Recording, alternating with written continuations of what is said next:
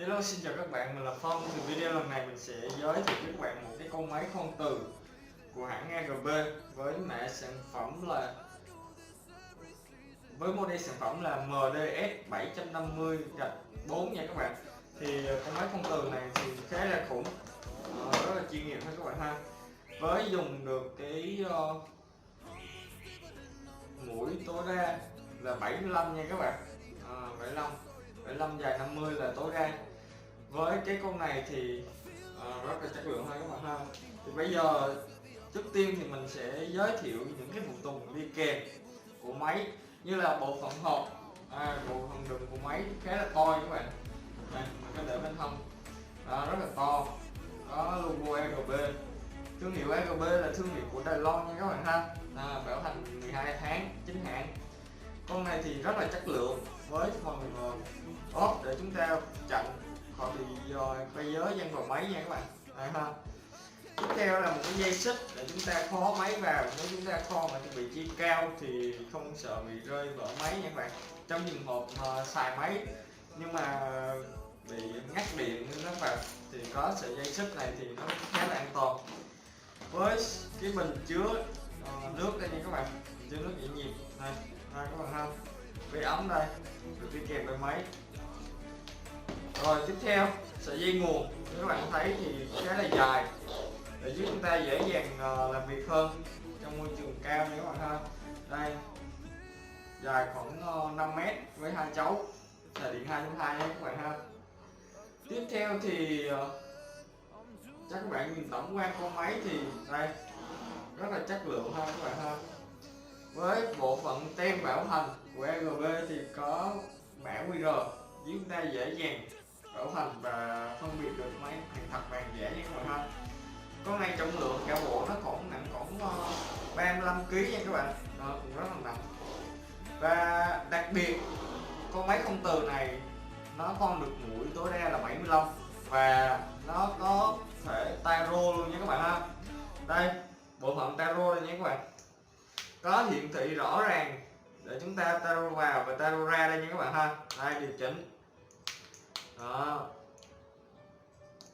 Và đây, tiếp theo bên cạnh nút taro thì chúng ta có bộ phận công tắc từ đây các bạn.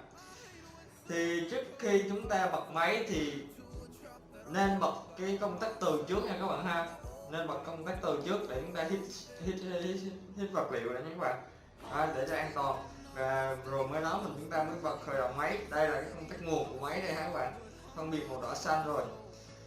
Và tiếp theo là cái điều chỉnh tốc. Đây, con này khá là hay, nó có 4 cấp độ ha các bạn ha, 4 cấp độ thì chúng ta điều chỉnh theo hướng mũi tên của phần điều chỉnh này. Với cấp độ 1 thì lực quay là 90 nha các bạn ha, 90, công suất 90.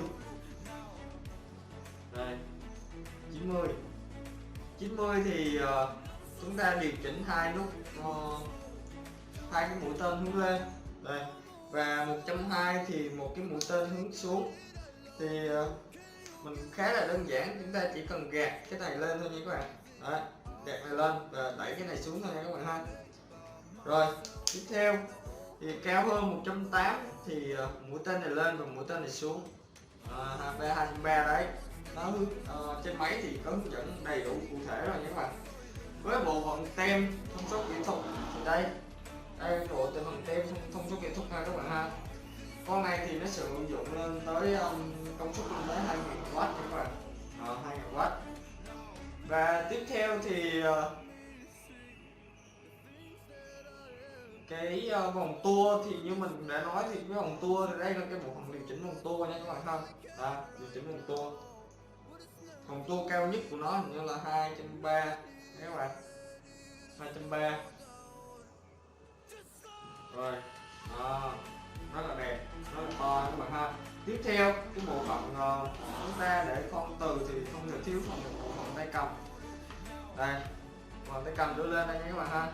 Đó, cái chất liệu đồng nha các bạn, đây đồng nguyên khối, rất là xịn ha các bạn ha, sáng bóng luôn các bạn, rất là đẹp, rất là chất lượng.